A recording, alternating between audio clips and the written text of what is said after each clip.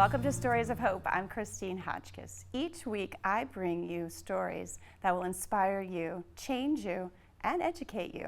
Welcome to my new platform here at the Motivated Mind Group, a great place to be. Today our guest is Chuck and Hannah Keels. But before we get started, October is Breast Cancer Awareness Month as well as domestic violence. But we're going to be capturing people with cancer, not just breast cancer. And today my guest is Chuck Keels, and Hannah is not able to be with us today because of their journey that she is currently on. I met Chuck on Stories of Hope a couple of years ago where he shared how he was diagnosed with stage 4 cancer. He and Hannah are both stage 4 cancer thrivers, but there has been a change in Hannah's condition, but we'll get to that in just a moment. At this time, I want you to be introduced to Chuck Keels. Good morning, Chuck. Hey, good morning, Christine. Oh, you got the world behind you. I love it. The world is my oyster, right? It is, it is. You know, I forgot to mention that you and Hannah are also the founders of a nonprofit organization, Live Hope Cancer Foundation, which we're going to talk about this journey you guys took in the spring. But let's recap real quick for people who don't know who you are, and that is you give me a quick brief of when you got diagnosed with cancer. Absolutely, absolutely. You know, it's kind of interesting because you would never want to meet anybody that's throwing around the words stage 4 cancer.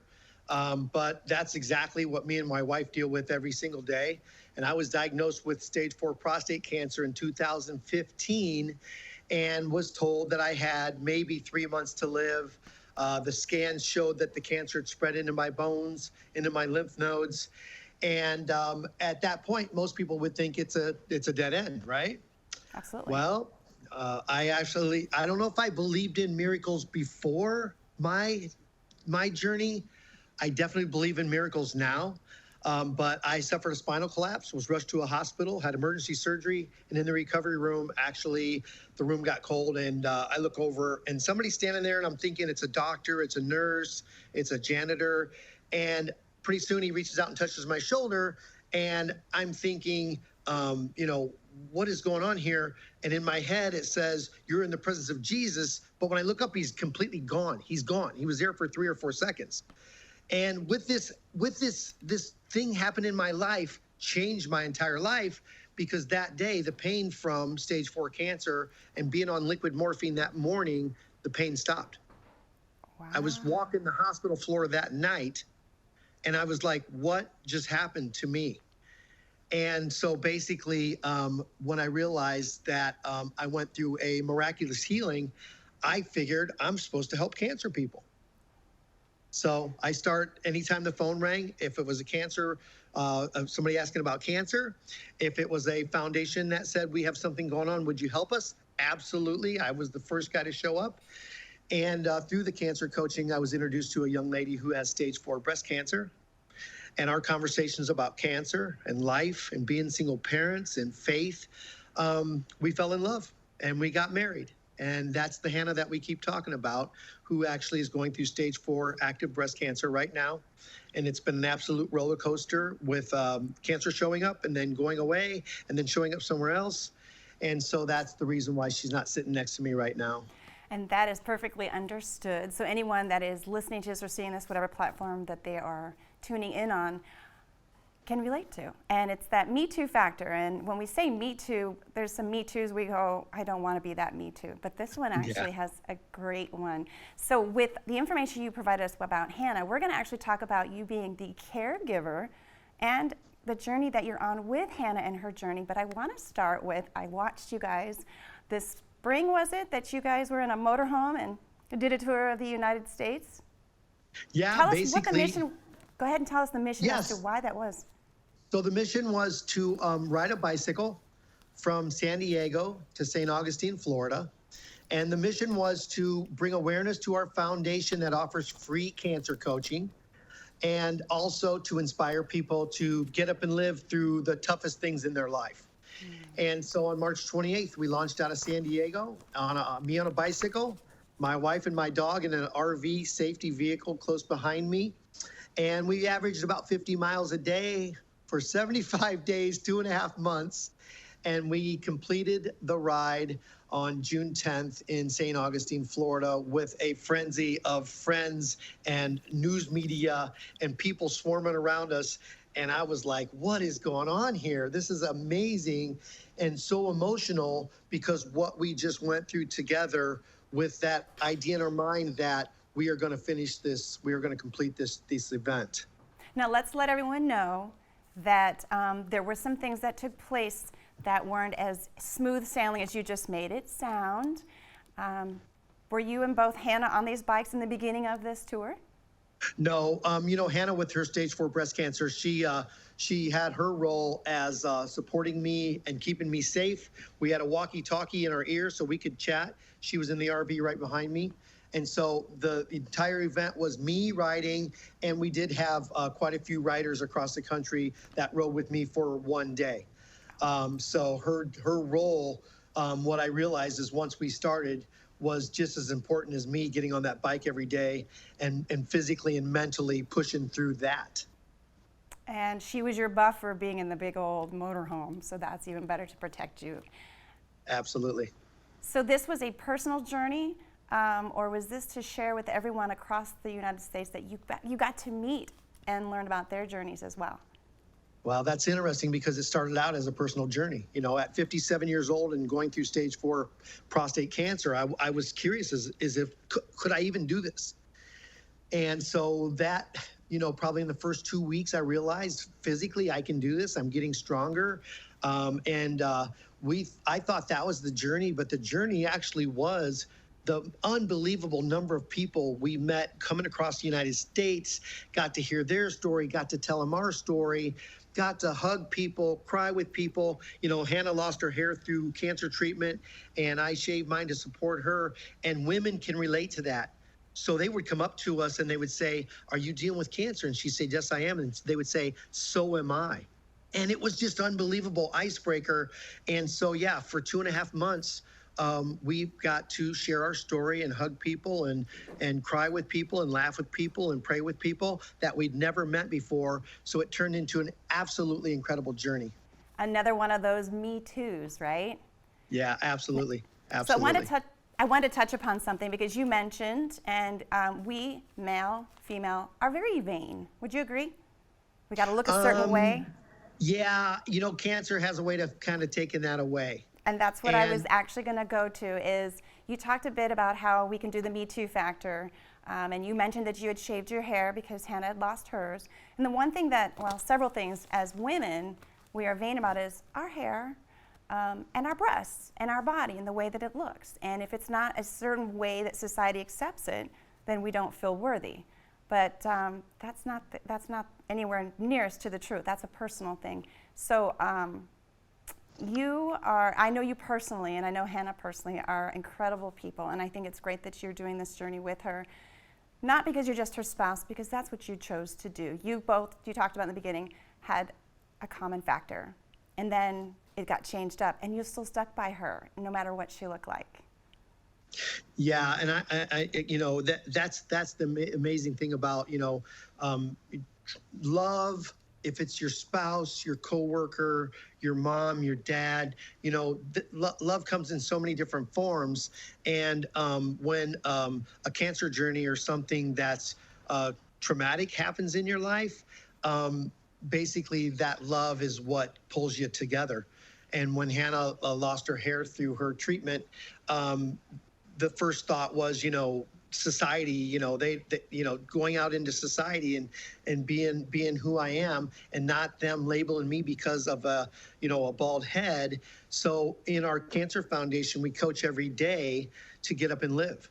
And get up and live for a woman going through a mastectomy or losing their hair, may be getting up every day and putting on their makeup and feeling absolutely amazing about themselves, no matter what the situation is, because we coach that the lifestyle you can still acquire while going through your cancer journey is everything.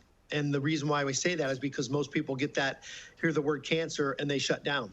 And we call it's not a sentence, it's a situation which means cancer to most people, they think it's a sentence. And we say it's a situation. And not only do we say that, but we prove it on a daily basis. And between Hannah's treatments and broken bones and pain and surgeries, we are zip lining and jet skiing and speaking all over the country. And part of that is to inspire people to get up and live. Perfect segue into the next part of this. As the caregiver, caretaker, and the trip that you were on, walk us through one day of being her caregiver. So basically, being a caregiver means you basically give up everything that you love and that you think you need in your life for them. And so if it's starting out with getting her toothbrush, making her breakfast, making her some tea, helping her change her clothes, helping her get a bath, changing the sheets on the bed, coaching her to inspire her to maybe get out of the bed today and let's go outside because it's beautiful and sit in the backyard. Or she's got an electric wheelchair, so let's take the dog for a walk and she can boogie around in an electric wheelchair. And so I always say you don't know your limits unless you test your limits. So there's days where we may have overdone it and she got a little nauseated and ended up back in bed resting for the rest of the day. But there's been some beautiful moments of getting outside and there's been moments of, hey, today, let's use the walker and not the wheelchair and just walk to the other room with me right there behind her. And so when I say I give up, things that I love to do, I love to go to the gym. I love to jump on my bike in the morning and go for a couple-hour ride. I love to go to the pool and swim some laps and take care of Chuck. But those things are lower on the list than the things of keeping Hannah comfortable. But I will say Hannah inspires me tremendously by saying that wheelchair or this situation is completely temporary, and she looks past it. So we coach people to look past it and say, imagine yourself life after cancer. So another thing that's really great that you said, and this is what I'm envisioning in my mind right now, and you know my personal story. We've heard the phrase quantity, quality. You've got quality. The quality of life, the things that people overlook, and you're not chasing the tangible things, you're not chasing the bank account. You're enjoying every day, every moment, even if it's a strain on you, and I'm sure it's a strain on you at times because you're taking care of you, taking care of Hannah, and then taking care of this organization and everyone else that reaches out to you that you're also helping with too. Yeah, both Hannah and I both really lean into our faith in tough times like this. And people actually will ask us, how can you guys smile and hug when your wife's going through such pain and cancer? And our faith is where we get the strength from. And there was a time driving across the country when I finished the ride for the day and I get in the RV and we're relaxing and we're talking. And she said, with all this automated stuff, I'm looking at my bank account, the bills are getting paid, and we don't have a care in the world. And how cool is that to get to a place in your life where you don't have a care in the world? And don't get me wrong, we're dealing with stage 4 cancer every day. I have 2 boys and Hannah has 4. We have 6 boys. So don't think we don't deal with human things every day and the challenges, but because of our faith, we actually smile and feel very blessed and are able to acquire a certain quality in life. You forgot 2 other family members, your dog and a grandbaby. So Jax is our miniature Australian Shepherd who I got 7 years ago when I was started through my cancer journey. And then recently, we actually have a new grandbaby that was added to the family, little Oliver. He's just a little rock star. And they, with Hannah being, restricted to bed or home, they finally brought him over and Hannah got to hold him. And you should see the look on her face when grandma got to hold her first grandbaby. And there was a time, through the cancer journey where she's like, I just want to be around long enough to see this baby. And now she's got to hold him. And now little bit every day, she's getting better. And so, we plan on spending a lot of time with new grandbaby Oliver. So let's take a step back here. Hannah's not able to be with us today because she had some treatments that are not allowing her to be with us today. But in spirit, I'm going to say hi, Hannah. Miss you, honey. Tell us, because you had to deal with something on your trip as well. Give us some more information as to what these treatments are, and then we'll talk about the trip as well. So basically, knowing that Hannah's in active treatment for stage 4 breast cancer, her treatment is every 3 weeks. So we had to figure out how can we go on this trip across the country and her still get her treatment. So from San Antonio, Texas, she flew to Arizona, got a cancer treatment, and the next day flew back to the trip. She was very tired the next day, and the plan was for me to get on the bike the next day and take off. And I looked at her and I said, the day is canceled. We're taking the day off. We're going to just relax and let you recoup. And then the following day, I was able to get on the bike, and Hannah was able to drive the RV based on the fact that she just got, a cancer treatment. So that was one of the toughest things. And there's a lot of people that said, why would you two get in an RV and get on a bike and travel across the country while this poor girl's going through stage 4 cancer? And Hannah tells them, I can lay in my bed and be bored and be tired and be in pain, or I can enjoy the entire countryside. And that's what she decided to do. So let's give a little bit more of a detail. You said the day was canceled. I wouldn't say the day was canceled. The plan for the day was canceled. The day is never canceled. And you mentioned that you were telling her that you were going to recoup. For people who do not know what the journey is with someone who is going through these treatments, please give more information or description as to what that really means. So when you're dealing with cancer, there's good days and there's bad days. Or there's good moments and bad moments. The good days and bad days are when you're telling your body to do something and it's not responding, or you're having pain, or you're nausea and you're throwing up, or, these are things that you have no control over. So that's the physical part of it. The mental part of it is I'm having a bad moment, but we don't stay there. We don't live there. We don't have bad days and bad months and bad years. We have bad moments, and we realize it and identify it, and then we decide we're going to move out of there. So the entire ride across the country was all of this involved with bad days and bad moments. And like I said, with cancer patients, it may be a surgery which doesn't allow you to do anything for several weeks because you got to recoup. It may be a cancer treatment that causes you to feel terrible and have to stay in bed for 3, 4, 5 days in order to get that through your system and out of your system, and then move on.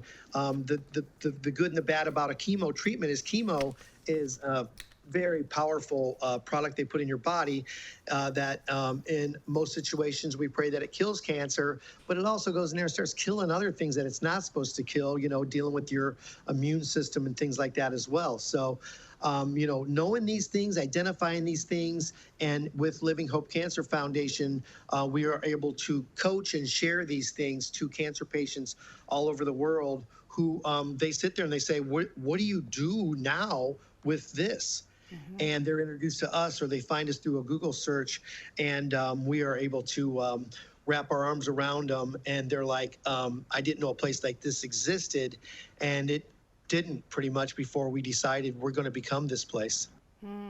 So we want to get into a couple of different things before we run out of time, and I actually get to ask my final question, which is one of my favorite highlights. And this is going back onto the journey that you're on. So there was a couple of mishaps. Do you want to share your mishap that kept everybody in suspense to see if you guys are actually going to finish this trip? Absolutely. Basically, we're jamming across the country. We're into this really nice routine. We had a day off, which means rest, and I feel good. I jump on the bike. We're in Louisiana. We go through this little town called New Roads, and then we come out of this town, and there's trees, and then I can see something sticking up through the trees, and it's this big, huge, beautiful bridge, and I'm like, where are we? What is this? And it's the Mississippi River. And it was just so cool. And so I'm on the bike, and I'm out of the saddle, and I'm jamming, and I'm climbing this big old bridge. We're at the top. We take a couple pictures. We're looking at the Mississippi River. It's moving fast. It's a big river, and it's just so powerful. And it's like, wow, what a cool moment. And then I jump on the bike, and I start down the bridge, picking up speed. And as unbelievable as this sounds, my tire hits a metal grate and sticks. And I flip over the handlebars, and all I remember is hitting and it just knocking me out cold. Ouch. And I don't remember anything for the first 30 minutes. And basically, I woke up to hearing Hannah's voice and seeing an ambulance pulling up. And they pretty much, tape me down to a board, load me into an ambulance, take me to Baton Rouge Hospital. They start running all these tests over the next 24 hours. And basically, the doctors came back and said, we're actually very surprised. There's nothing broken except your nose, because your shatterproof glasses, when you went over the handlebars, the first thing that hit the ground was your face and your head, and the glasses saved your eyes, but they broke your bridge of your nose. And after that accident, thinking the only thing that's broken is my nose is pretty amazing. And with the help of physical therapy at the hospital, that day got to walk a little bit and a little bit more the next day. Since nothing's broken, there's nothing they can do. So they released me. So I'm beat up. I've got a hole in my lip that actually my teeth were chipped and it came through my lip. And then this side of my face was completely road rashed all the way down. And so we were in a hotel for 6 days. And I was stretching and walking and doing things. And I told Hannah, if I can physically get back on this bike, I'm going to do it. And we had thousands of people watching us blogging this ride across the country. And it was like a crazy movie. They're on the edge of their seats like, Chuck wrecked his bike. And I'm in the ambulance and Hannah's following me in the RV thinking, is Chuck even alive? That happened because if you break your neck or something happens to your spine. And 9 days after the bike accident, I got back on the bike and I started riding again. We'd already completed 2,300 miles. We had 700 to go, and I said, "We're finishing this ride." Yes. And so we were able to complete. We called it Ride Like a Thriver. We were able to complete Ride Like a Thriver with a walk onto the beach. And the reason why I say that is because you dip your back tire into the ocean in California, you dip your front tire into the ocean in Florida, and that says that you completed the ride.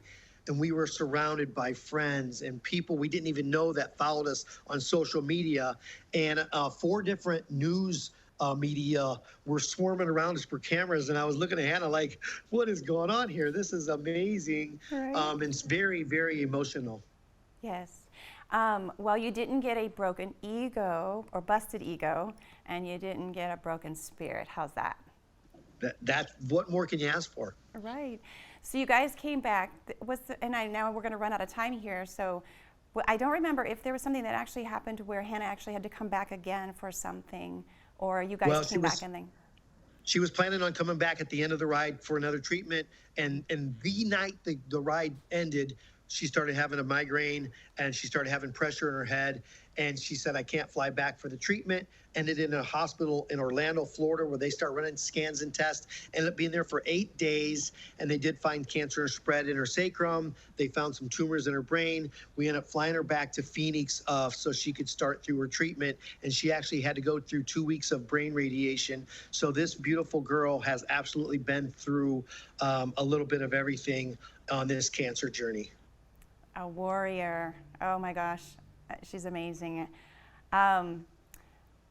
Before I ask my final question, if someone wants to reach out to you guys or know more about your foundation, where can you be found? Okay, so if you want to reach out to us, or if you just want to go on and watch the videos, you go to getupandlive.org, okay? We've got it tattooed on our bodies. We've got it on everything that we own, because Get Up and Live means everything. Get up and live physically, mentally, and spiritually. And so we loved it. So getupandlive.org takes you to our website, Living Hope Cancer Foundation. There are everything, the coaching stuff's all free. And it doesn't matter if you have cancer, you just want inspired by people that are going through stage 4 cancer. And one of my favorite things on there is the Cancer Roadmap Project, which is actually 56 2 to 3 minute videos. You don't have to contact us if you don't want to. Some people don't want to let everybody know what they're going through, but they can go on these videos in the privacy of their own home and watch these videos and get this free coaching that we share our experience to help as many people as we possibly can. And so it's getupandlive, just like it sounds, .org. Thank you, both of you, even though she's not there, she's here. Thank you for that. And then I'll give you like less than 30 seconds. You guys have a couple of books. Where can those be found? So same thing, go to getupandlive.org. You can go on Amazon, but if you want a signed copy, go on getupandlive.org, go to the store. There's some merchandise in there, some shirts and hats and some fun things. And then basically what you do is you place an order for a book and you get a copy of this is our latest book. And it's about what we're going through right now and how, we basically are getting through this journey. And this is just a tool that touches so many lives. And if you place the order through our store on getupandlive.org, we will sign the copy and drop some stickers and some cool bracelets that everybody loves these days that give you a little bit of a reminder of who we are and what we do. Perfect. So my final question is this. What message would you like to leave everyone based on your journey? Cancer is a teacher, so it's allowed me to step back and to look at my life. And what you do is you evaluate, what's important and what's not important. And there was a lot of things that I was wasting a lot of time on in my life and a lot of money that was senseless. And with cancer, you look at the things that are important. And for me, the important things were my faith, my family, people around me that I love. And so with my journey, if I can encourage you to live in the moment and don't blow through life because of a job and trying to climb the ladder and all these things that I did for so many years and miss my kids' sporting events and things like that, it's not worth it. And when you are diagnosed with cancer, you realize it's not worth it. So take it from a guy who's been through stage 4 prostate cancer and is still here to talk about it, to love everybody around you and to live in the moment. Beautiful message, and it's how I live my life too. You can't take all that stuff with you that you chased after and purchased, right? Absolutely. Absolutely. Perfect. Great legacy to leave too. Yes, it is. Thank you for being my guest today, Chuck. It's always a pleasure to talk to you. Thank you for having me on, Christine. We absolutely love you. One more thing. Love you back. But one more thing, since this is my first time on this platform, and you're not physically here, but we have the screen next to us. Let's do an air high five. You ready? You know it, girlfriend. Woo! Thank you. To my listeners, my guests, wherever you have viewed this segment today, if you have a story you want to share, know someone who has a story, or you're a nonprofit or know of a nonprofit in your community that you feel that needs to be spotlighted, because I do spotlight nonprofit organizations as well, because they are making a difference and they were founded on someone's vision and perhaps something that happened in their life. Email me to the address of stories@christinehotchkiss.com. Until next time, everyone, I wish you well and you take care.